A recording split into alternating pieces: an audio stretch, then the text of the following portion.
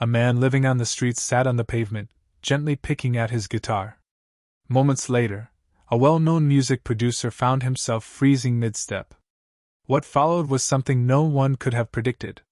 The city buzzed with its usual rhythm, horns blaring, hurried footsteps, people weaving past each other completely absorbed in their own routines. Work. Appointments. Constant motion. No one stopped for anything. Yet through all that urban noise, a sound slipped out that didn't belong to the chaos. A guitar. But not the kind you ignored as background noise. This felt alive. Unpolished yet powerful. Every note held emotion, as if the instrument itself was retelling someone's memories. It was the type of melody that made you pause without realizing it. Cameron Ellis, a black music producer whose career depended on recognizing rare talent, wasn't someone who lingered without purpose. His schedule stayed full, his mind always moving. And still, his steps gradually slowed. Something pulled at him. He followed the music to a small gap between storefronts. There, seated on the cold concrete, was an older man, late 50s or early 60s, with a face marked by years of hard living. His flannel shirt was frayed, jeans torn, and his boots looked like they'd survived a lifetime. But his hands were precise, intentional, expressive. The guitar he held was battered, the wood split in places, but none of that mattered. His raspy voice blended with the melody, creating something strangely beautiful, so much so that the rest of the world seemed to fade into the background. People continued walking by without even noticing. A woman carrying shopping bags glanced for a moment, then quickly turned away. A businessman in a sharp navy suit stepped over the open guitar case as if it were nothing more than part of the sidewalk. A group of teenagers snickered before losing interest and moving on. But Cameron stayed rooted. The music rose and fell, heavy with hurt and experience.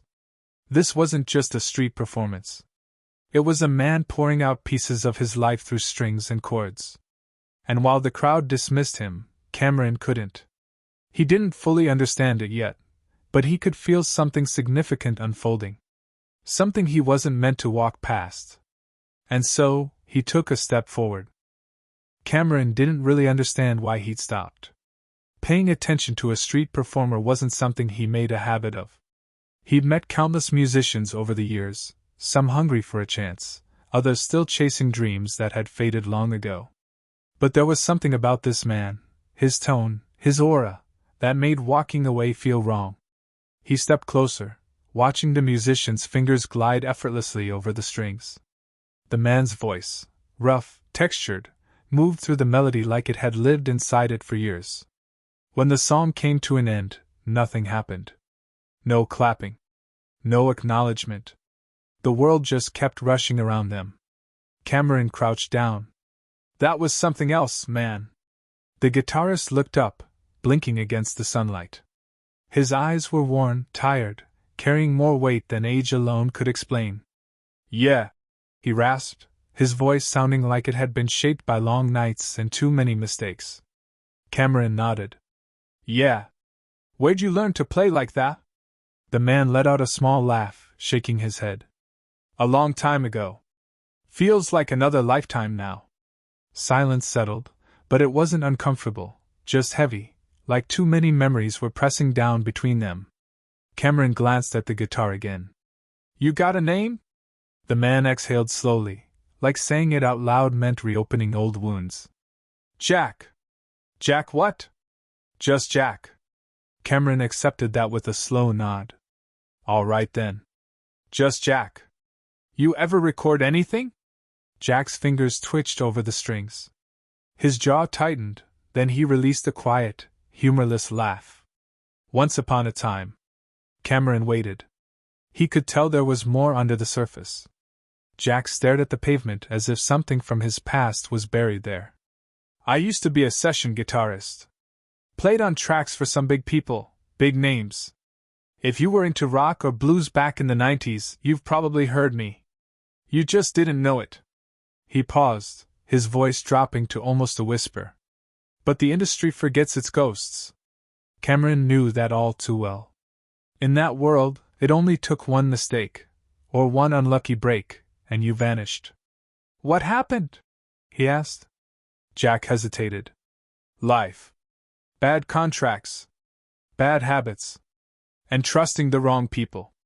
He rubbed a hand over his face, as if trying to wipe away the memories. Lost everything. Been out here. Ever since. Cameron studied him. The weight of his words settling in. This man wasn't just talented. He was someone who had been chewed up and spit out by an industry that only remembered you when you were useful. Jack strummed idly, the notes drifting into the air, ignored by everyone except Cameron. You still got it, Cameron said. Finally. Jack huffed out a laugh. That don't mean much when you're playing to nobody. Cameron leaned back on his heels, an idea forming. What if I changed that? Jack squinted at him. What do you mean? Cameron pulled out his phone. Let's find out. And with that, everything was about to shift. Cameron wasn't the type to act on impulse. In the music industry, everything was calculated. Timing, connections, marketability. But right now, standing on this cracked sidewalk with a man who had nothing but a guitar and a past, instinct took over. He hit record. Jack hesitated, his fingers pausing over the strings. What are you doing? Cameron shrugged. Just play. Jack let out a quiet chuckle, shaking his head. But then his fingers moved and the music took over. This time Cameron really listened. The way Jack's voice stretched over the chords, not just singing but feeling it was something money couldn't buy. The kind of sound that made you stop in your tracks and rethink everything you thought you knew about talent. A few passers-by slowed, glancing at the man they had ignored just moments before. A young woman took out her phone and started recording. An older man in a baseball cap tapped his foot, nodding along. Jack wasn't just playing, he was telling a story. By the time the song ended, there were a few dollars tossed into his open guitar case, but that wasn't the real reward. Cameron looked down at his phone, watching the numbers climb. Damn, he muttered. Jack smirked, rubbing the back of his hand over his stubbled face. What? Cameron turned the screen toward him. You just got 100,000 views in 5 minutes. Jack squinted. Is that good? Cameron laughed. Man, that's insane.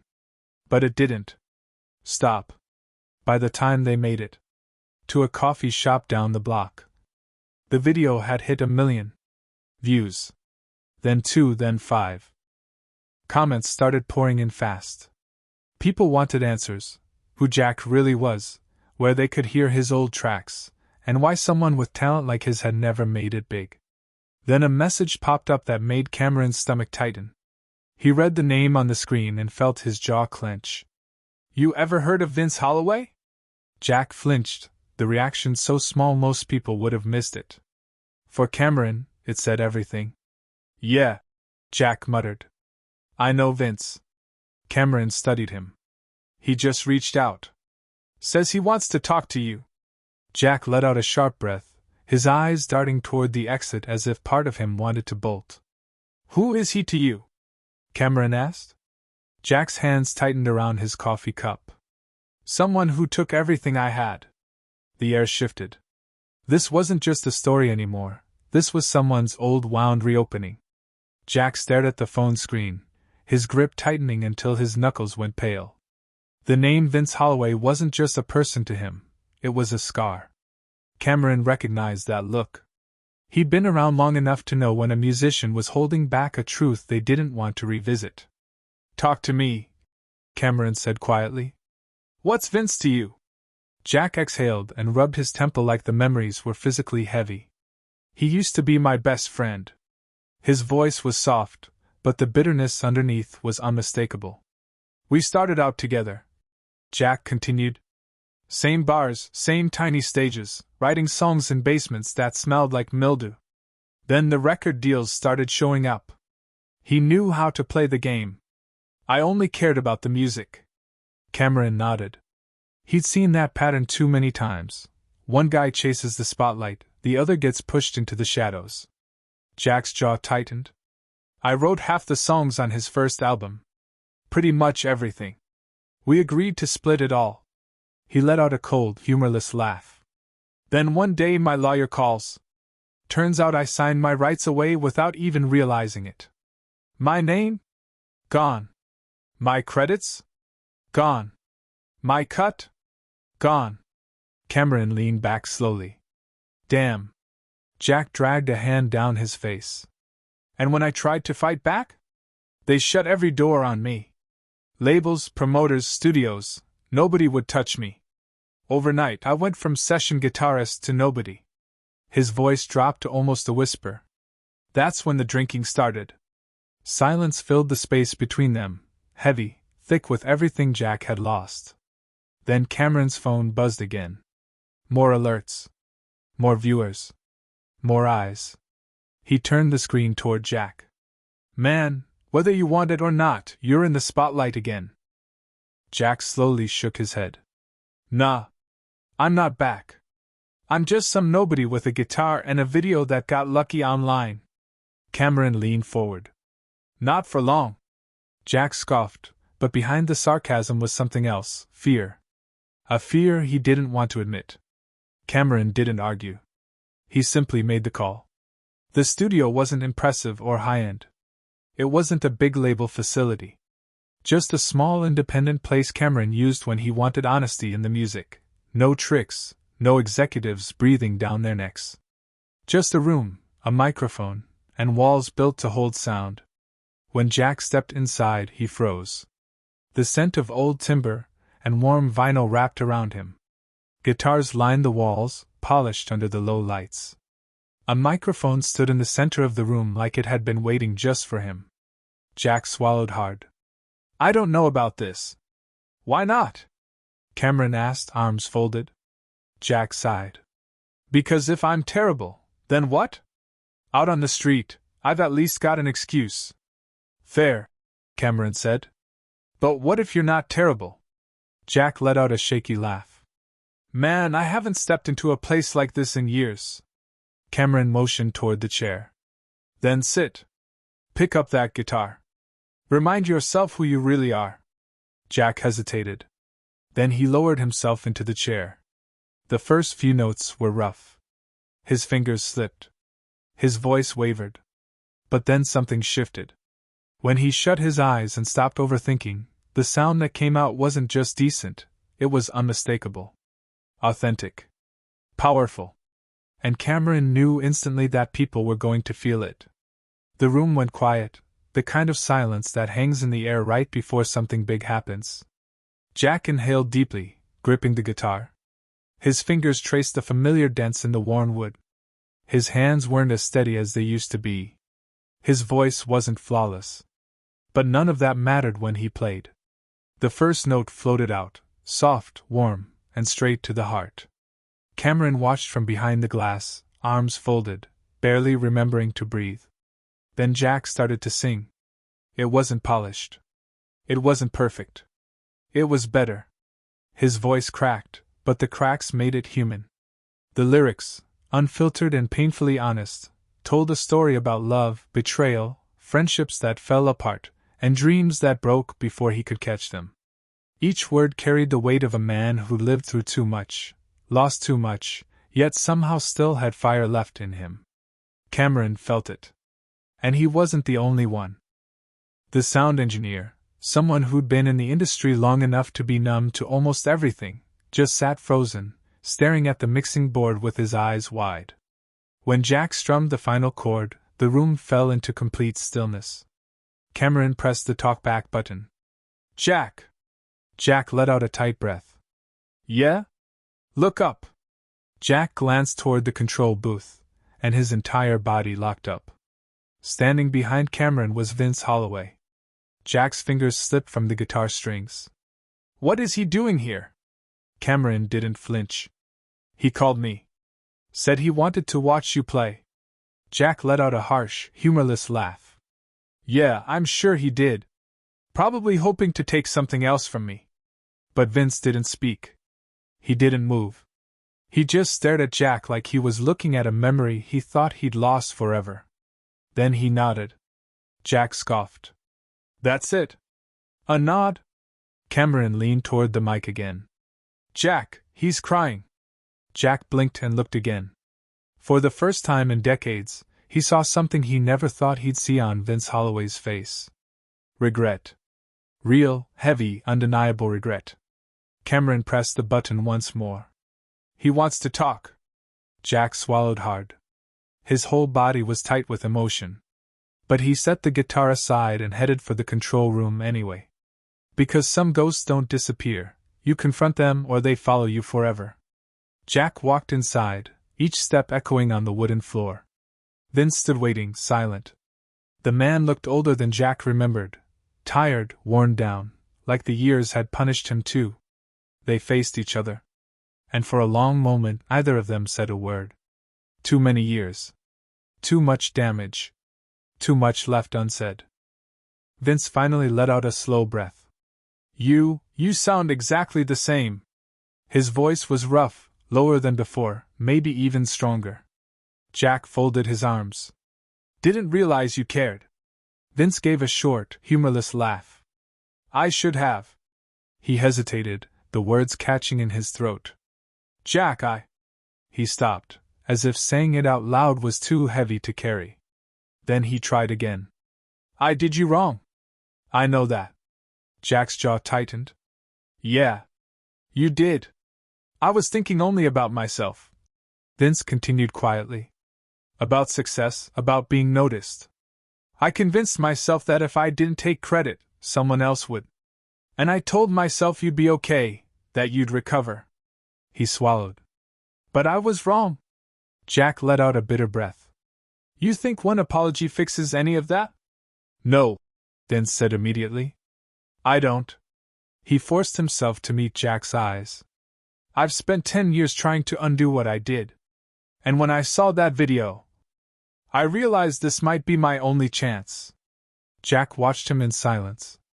Vince drew in a steady breath. Those songs? I still legally own them. I never sold the rights. And I want to give them back to you. Jack froze. What?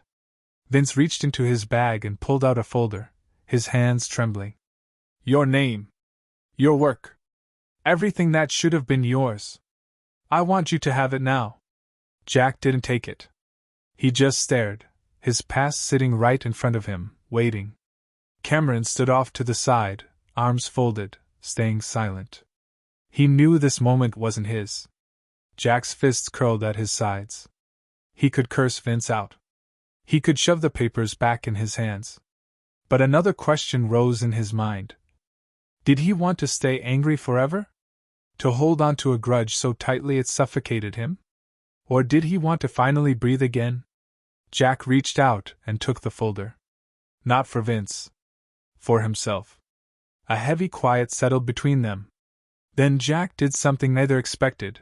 He extended his hand. Vince blinked, stunned, unsure if he could trust what he saw. But slowly, cautiously, he took it. It wasn't forgiveness. Not yet. Maybe not ever. But it was a beginning. 1 month later, Jack stepped onto a stage for the first time in more than 2 decades. The lights were blinding. The audience was enormous. Thousands of people who had seen that video, who felt something in his music, who came here for him. Not for a street performer. Not for a forgotten man. But for an artist. Cameron watched from the wings, quiet but proud. Jack adjusted the guitar strap on his shoulder, took a deep breath, and began to play. The first note rang out strong and clear. The crowd erupted. Jack's fingers moved with confidence, and his voice filled the air. For the first time in years, He was exactly where he belonged. And this time, no one could take it from him. Sometimes second chances don't look the way you expect. But when they come, you take them.